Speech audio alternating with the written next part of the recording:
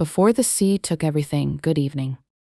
Tonight, I invite you to leave behind the noise of the modern world and journey to the far southwestern edge of England, where the land slowly gives way to the endless Atlantic Ocean. Find a comfortable place to rest. Take a slow, gentle breath. And imagine standing on a quiet cliff many centuries ago, when the world moved at the pace of the wind, the tides, and the ringing of distant church bells.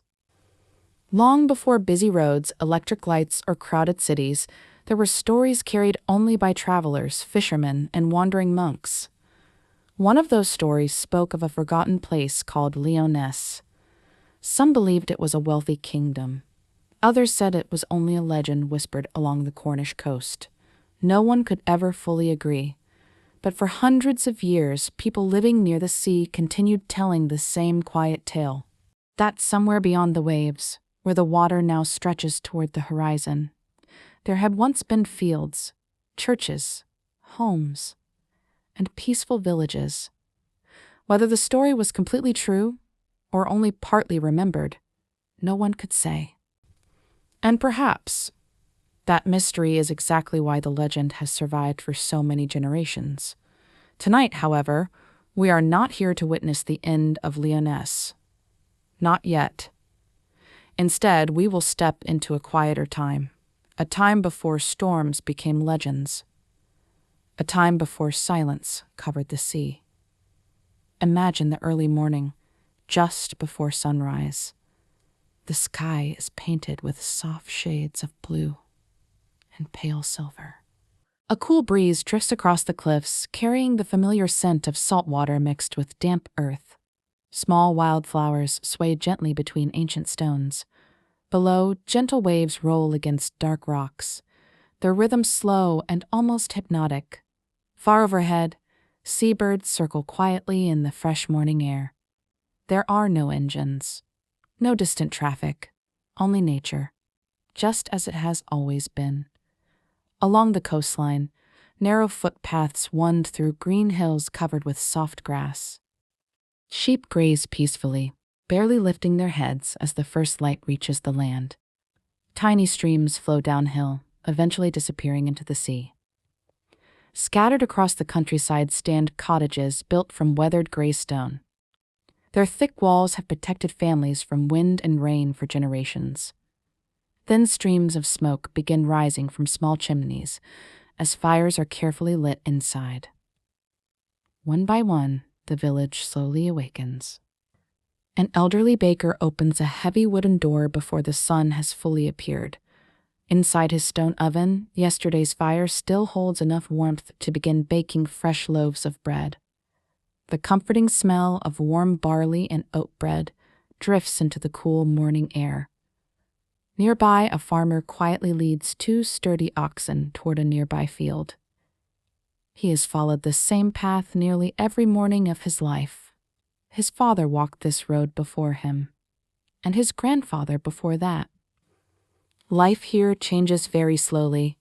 The seasons arrive, the seasons leave, yet the village continues much the same. Children gather fresh water from a clear spring just beyond the cottages. They laugh softly, careful not to spill the heavy wooden buckets they carry. Soon, the church bell rings once. Its deep, calm sound rolls gently across fields, cottages, and distant cliffs. The fishermen hear it. The shepherds hear it. Even the birds seem to pause for a brief moment before continuing their morning songs. For the people living here, the bell is more than a signal. It is comfort. It reminds them that another peaceful day has begun. As sunlight spreads across the coastline, the sea sparkles like polished glass. Nothing about this quiet morning suggests that future generations will one day tell stories about these shores. Nothing hints that centuries later, strangers from distant lands will wonder what once existed beyond these waves. For now, life is wonderfully ordinary. And sometimes it is ordinary days that become the most extraordinary memories. So, as we continue our gentle walk through this peaceful kingdom in the next chapter, We will leave the quiet cottages behind and travel deeper into the heart of Lyonesse, where busy markets, ancient roads, and old traditions have shaped everyday life for countless generations. But that is a story for the next part.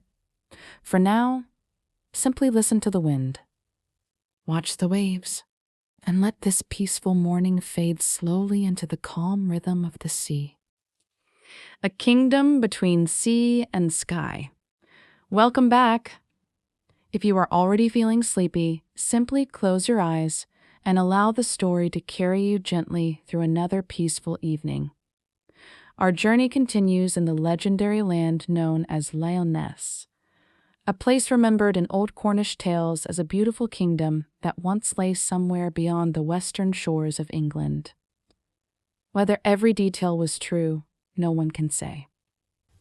But tonight, we will walk through this forgotten world as if its quiet mornings and peaceful evenings were still waiting for us. The sun has now climbed higher into the clear blue sky. The cool mist of dawn has slowly disappeared, revealing rolling green fields stretching toward the distant sea. Stone cottages stand quietly beneath roofs of straw, while small gardens overflow with herbs, onions, cabbage, and colorful wildflowers. The air smells of fresh bread, wood smoke, and the salty breeze drifting inland from the Atlantic. A narrow road made of worn earth winds gently through the village. It has no signposts, no fences. An old woman waves as they pass, smiling with the gentle kindness that comes from seeing familiar faces every day for many years. The blacksmith has already begun his work. Each slow strike of his hammer echoes through the cool morning, not loudly, but steadily, almost like another heartbeat within the village. Fishermen prepare their simple wooden boats along the rocky shore. They untangle ropes that have become stiff with salt. They inspect woven fishing nets, carefully repairing tiny tears made during yesterday's journey. No one rushes. The ocean has its own schedule. It always has. Some mornings the sea offers generous catches. Other mornings it offers almost nothing at all. No one argues with the sea. They simply learn to live beside it. As the golden light grows brighter, the village church becomes the tallest point visible for miles. Its weathered stone tower has stood watch over generations of families. Travelers crossing the countryside often look for its bell tower first, knowing it means shelter, warm food, and friendly faces are not far away.